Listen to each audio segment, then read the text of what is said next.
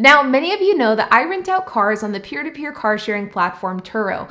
But one thing that I don't talk about often here on the channel is that I also rent out RVs on the RV peer-to-peer sharing platform RVshare and Outdoorsy. Well, technically I rent out one RV, the other one is under perpetual construction. I've been renting out a 29-foot RV travel trailer on the peer-to-peer sharing platform RVshare and Outdoorsy, and I've been doing this for about 9 months. And trust me when I say that over the 9-month period of time, I have learned a ton about RV sharing and how it is dramatically different from Turo and peer-to-peer car sharing. So in this video, I'm going to be talking about my experience in renting out RVs, what I've learned over the last 9 months, some of the pros and cons, how it is different and similar to Turo, and of course, whether I would recommend this as a side hustle for you guys to pursue as well. So let's dig in. Now, for you OG subscribers, you may remember my 2015 Ford Transit camper van conversion project. This is a project that lives in the depths of my YouTube channel. You see, in summer of 2020, about 6 months after I started this YouTube channel, I had the amazing idea to buy a camper van to convert it to rent out on RVshare.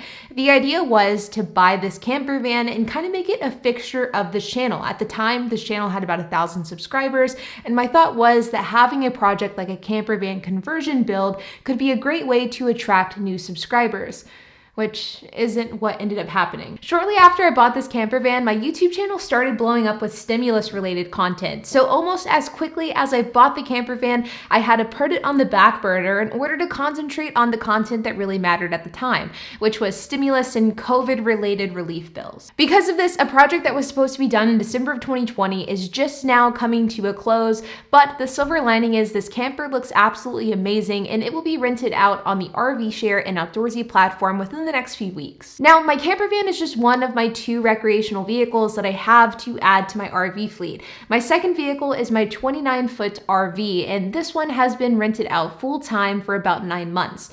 Now, whenever I purchased this 29-foot RV, I had absolutely no plans to buy a travel trailer. But last summer, I was given an opportunity to buy a really lightly used, really solid RV for an incredibly low price. So HP and I decided to jump on the deal. So while the camper van has been under construction for the last 2 years, our RV has been actively being rented out for the last 9 months or so, and we've learned a lot over this period of time. Now, let's first talk about how peer-to-peer RV sharing works, because I don't think that this is quite as well known as other larger platforms like Turo or Airbnb. Now, whenever it comes to RV sharing, it really is kind of a perfect cross between Turo and Airbnb. I compare it to Turo simply because you're sharing a vehicle just like you do on Turo, but I honestly think it probably closely resembles Airbnb a little bit more. The site feels more like Airbnb because somebody's staying in the RV and they're not just driving it. I think that also reminds me more of Airbnb. I definitely think of the 2 platforms, RVshare and Outdoorsy, are more Airbnb related than Turo related. But how it works is you get your recreational vehicle, you take photos of it, you list it on these platforms, and then from there guests can book your vehicle.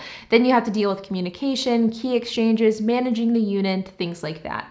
Now, let's first talk about the cons, and then we'll dig into the pros of renting out an RV. So first and foremost is the cost. Now, whenever you talk about cost for RVshare or Outdoorsy, you of course have the cost of the RV itself, which can be quite expensive depending on what type of RV you buy. But whenever it comes to renting out a car on Turo, whenever you buy that car, you simply have to buy the car, clean it, make sure it's mechanically sound, and then it's ready to go onto the Turo platform.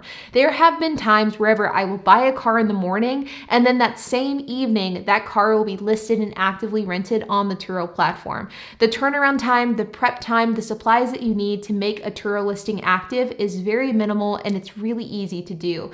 But with Outdoorsy and RVshare, it isn't quite that simple, and there's quite a lot of logistics and costs that go into it. Because RV sharing is very similar to Airbnb, you have to make sure that your RV unit is equipped with everything that a guest would need in order to have a good trip. This is definitely where it resembles Airbnb more than it resembles Turo. For me, I wanted to make sure that I could compete with other RVs in my area, so I did a lot of research to figure out what other RV hosts were offering. Were they offering plates, cups, linens, towels, dishware? What were they offering to create a good guest experience for their guests? And I found that in this research that the overwhelming majority of RV sharing hosts are offering these necessities and these accommodations to their guests. So in order to compete with these hosts, I also had to offer these same things. And these things were not only time consuming to order, but they were also pretty expensive. Our RV is equipped with a really good sized kitchen, a couch, a bathroom, as well as a bedroom. And because of this, we had to make sure to have enough things to accommodate each one of these sections of the RV. So we had to buy linens, we had to buy pillows, comforters, plates, cups, cookware, dishware, bathroom supplies.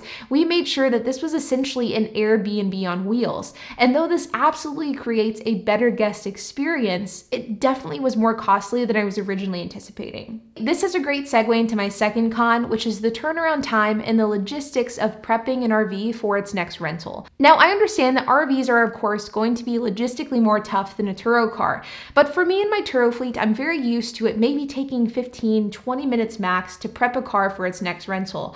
And whenever it comes to an RV, it is much more intense and much more time consuming. Of course, because this RV is basically a house on wheels. Okay, maybe not a house, maybe closer to an apartment, but you get my point. Because people are living in this, sleeping in this, bathing in this, cooking in this, eating in this, you of course want to make sure that it is clean and disinfected for every single guest. And this can be very time consuming to do. We have to clean the linens, the pillows, the comforters, the plates, the towels. Everything gets either replaced or cleaned to ensure that the next guest is going into a clean and disinfected unit. This was something that definitely took getting used to. And whenever we were first getting started in RV sharing, it took us a few hours to prep the RV before each rental. But now that we've developed some systems and processes to make it easier, we are able to do it in about an hour's time. But whenever we compare this to 15 to 20 minutes with the Turo car, it is significantly longer, and I definitely think that this is a notable con. Lastly is the logistics of managing an RV fleet, and this is definitely the biggest con of all. RVs are just significantly harder to manage than a Turo car. Whenever it comes to a car, you simply get in, you drive it, you're good to go. If you have a license, you can operate a Turo car relatively easily.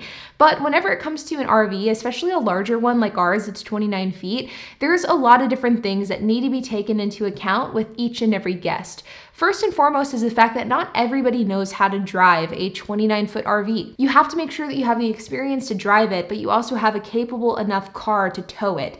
This is definitely something that is way more difficult than I was originally anticipating whenever we bought the RV. This, of course, leads us into the key exchanges. With Turo, we're able to just put our keys into a lockbox, set it and forget it, the guest is good to go.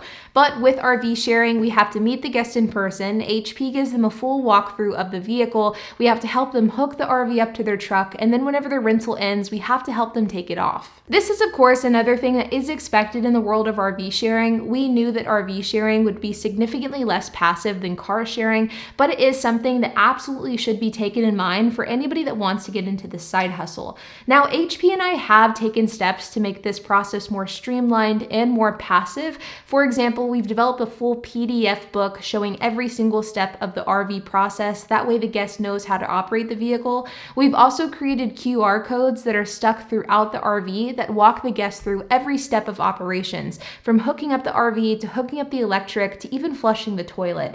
That way we can try to mitigate these kind of minor questions that guests comes up with, and we can make the RV as passive as possible. And this has gone a long way in making RV ownership a little bit easier. Now, though there are a handful of things I don't like about the RV, there are also a lot of things that I do like about it. And one of the most notable aspects is diversification.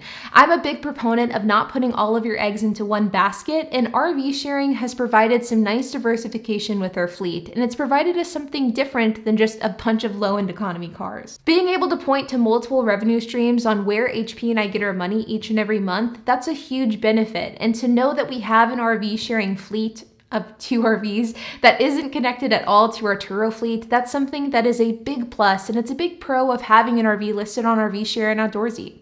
But to be honest, hands down, the biggest pro of RV sharing is just simply having access to an RV for completely free. I'll be honest, if you're somebody that has zero interest in RVing, if you have zero interest in the outdoors, if you don't have any interest of owning an RV in any way, shape, or form, then I probably wouldn't recommend RV sharing, because I don't think that the time, energy, and money it takes to get started is worth it. But if you are somebody who's interested in owning an RV and you're wanting to do that in either a no-cost or low-cost way, then RV sharing is a great way to accomplish this. I was seriously considering getting an RV before we actually bought this one because I wanted an easy way to travel with my dog, to have the ability to have my family go on vacation with us, and to have something that my 1.5-year-old niece could do in a child-friendly way. And the RV really checked all of these boxes. But I'm definitely not a camping enthusiast, and I couldn't see myself using an RV more than 2 to 3 times per year. So buying an RV purely for personal use and seeing it sit in my backyard or at an RV lot 360 days out of the year was something that just wasn't going to fly for me. So being able to buy an RV, use it a couple of times a year as I please, and then being able to make money off of it the rest of the year, that was a huge pro. And at this point, we have been able to own this RV for completely free, and slowly but surely we are recouping the cost of the actual RV itself. If you have an RV that you aren't using all of the time, then I think renting out that RV is a no-brainer decision. And if you're somebody that's really on the fence of buying an RV, but you need something to really justify the purchase, then RV sharing is a really great way to go.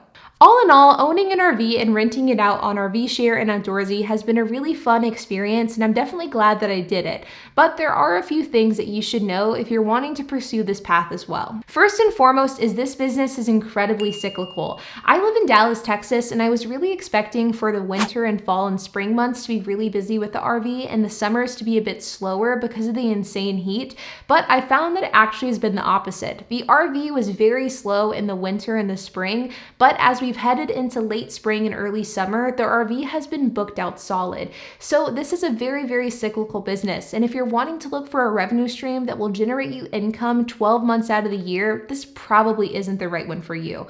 But if you're fine with that seasonal type business, something that you can make money with in the summer and then use it in the winter months, then RV sharing is a cool path. Secondly is that size absolutely does matter.